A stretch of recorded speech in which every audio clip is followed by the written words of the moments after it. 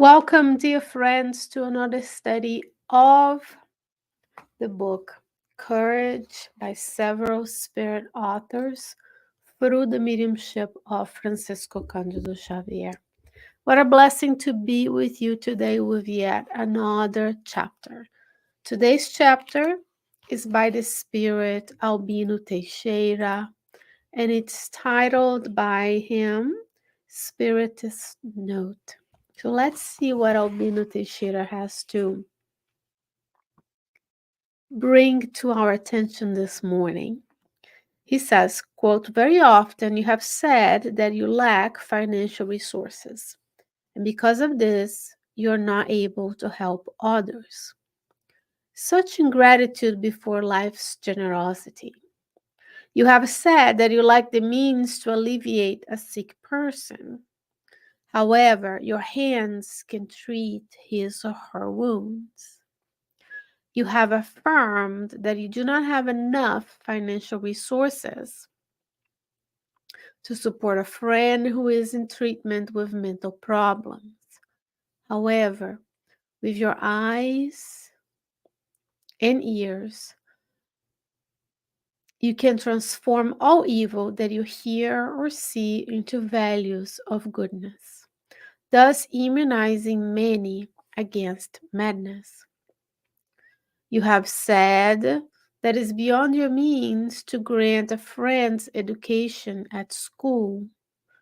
However, you possess the speech as an instrument of light, which is capable of removing ignorance and darkness. You have mentioned that you're not able to remunerate a proper worker to help you to deal with the soil. However, you can plow the fields, thus assuring harvest. An intelligent work is a privilege that life has entrusted to you. Angelic spirits are really God's ministers who act in heaven, doing wonders and fulfilling glorious tasks. However, do not forget, in comparison to them, despite your faults and imperfections, that if you wish, you can do much more in aid of your brothers and sisters on earth." Unquote, Albino Teixeira. So, dear friends, are we not familiar with the speech that he is giving to us? How many of us will say, well, I don't have the resources, I don't have the time, I can't help. Yet, Albino Teixeira, he's listing to us many ways we can help that are not of a financial characteristics. So he says, you have your hands to help someone who is sick. We can treat the wounds, we can feed, we can do the work for those who are ill, right? And he says, then you have your eyes and your ears to transform the evil that we see into or hear into values of goodness. That's an important, very important topic. Today we have so many tools to interact, to spread the good news. And one of the things we can do is when we see or hear evil, when we see misinformation, defamation, gossip, we can prevent ourselves, we can stop ourselves from spreading it. We can report the content, right? If it's something criminal, we deal with the authorities. Also, when we hear something evil, it's just like, you're going to ask Machine, but I don't hear evil. Well, it's not that someone may come to you and completely say something evil, but it's the insidious. Have you heard what happened to so and so? Or in the office, there's the gossip, water cooler gossip. We're constantly watching each other, right? So that's evil. When we're not being productive with our ears, with our hands, with our eyes, we're not fulfilling God's laws as listed on the Spirit's book, part 3. In the same part 3 of the Spirit's book, we have a law of love, justice, and charity. And in that part of the book, the spirits will remind us the same things. Charity is not just giving alms and money. Charity is sometimes being silent, preventing a comment from spreading, is being silent where I don't repeat things that may or may not be completely true. It can be looking for the good, as Emmanuel says in the book Foreign Life, chapter 10, seeking the good, molding the good, right? What else does he mention? He says speech, right? We can have a speech. He says, as an instrument of light. So instead of bringing discord, we can bring comfort, consolation, understanding, thus removing ignorance and darkness. And it's all about the excuses he has mentioned here is something that we do, right? We say we lack financial resources to help others. He says we don't have means to alleviate the sick, and he says use your hands. You don't have enough financial resources to help someone going through mental illness. He says use your eyes and ears. We don't have the means to grant someone's educational journey. Education is very expensive. Um, Raising the new generation is expensive. He says you can use your speech to encourage, to calm folks. It says you have mentioned you're not able to remunerate a proper worker to help with the soil in case of someone who has land to produce food. It says you can plow the fields. An intelligent work is a privilege that life has entrusted to us. So if you and I today are listening to this and we have the capability of using this intelligence of ours, the knowledge we've acquired, the intelligence, which is truly the application of the divine laws in our lives, that's a privilege. And if we don't make use of the talents, we don't know if in another life we'll return to this earth or a different planet with the ability to have this privilege.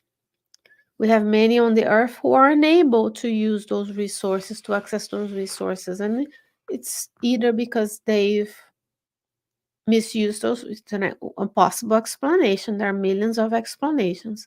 But based on the books of Andrea Luisa, we see one explanation could be misuse of that speech, that intelligence, and then in this lifetime, the process we see in the book Evolution in Two Worlds, the process of the mental anguish and guilt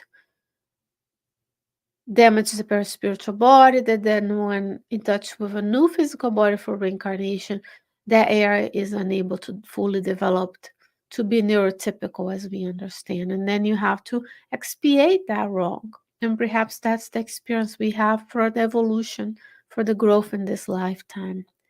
And many who can't communicate into the things that we do also help us and the society to see that it's important to be inclusive, to help others develop their abilities, regardless of their physical, emotional, and intellectual capabilities, right?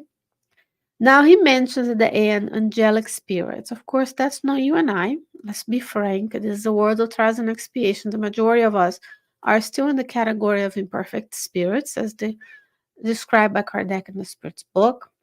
Essays 100 all the way to questions 113, 114. So who are angelic spirits? Are spirits of the Christ level, because they are God's ministers who act in heaven, right? In the happy worlds, in the sublime worlds, as described in the Gospel according to Spiritism, doing wonders and fulfilling glorious tasks. Those are the spirits who live currently on the sun, for example, and their thought process produces the plasma and the molecules, the particles that reach us, and the light that sustain life in our planet, as we know, and that sustains life in the other planets as well, right? Because we know there's life elsewhere in the universe, in our solar system. It just doesn't look and feel the same way as in our world. And he says, however, do not forget that in comparison to them, to the angelic spirits, despite your faults and imperfections, that's us. If you wish, do we wish? You can do much more in aid of our brothers and sisters on the earth. So, what is the teaching here for this message that is titled Spiritist Note?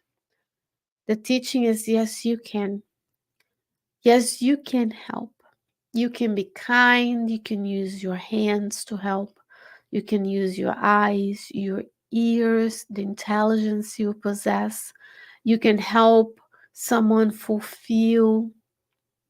You can use your speech to help someone fulfill their reincarnatory plan in this world by bringing light everywhere you go.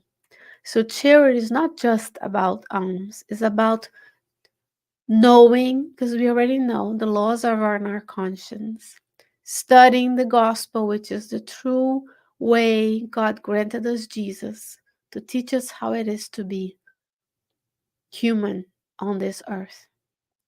And then there's the challenges of daily life. That's where the tests come. That's where we apply. At this level where we are, we already know. And we have to be mindful and watchful so that we can apply the teachings to our daily lives. Is it easy? No. If it was easy, we were already done. We would not need many several spirits in 50 different messages to remind us. Well, that's why it's so important that we are here today to study, to learn. We have to have the foundation of Kardec's work to understand.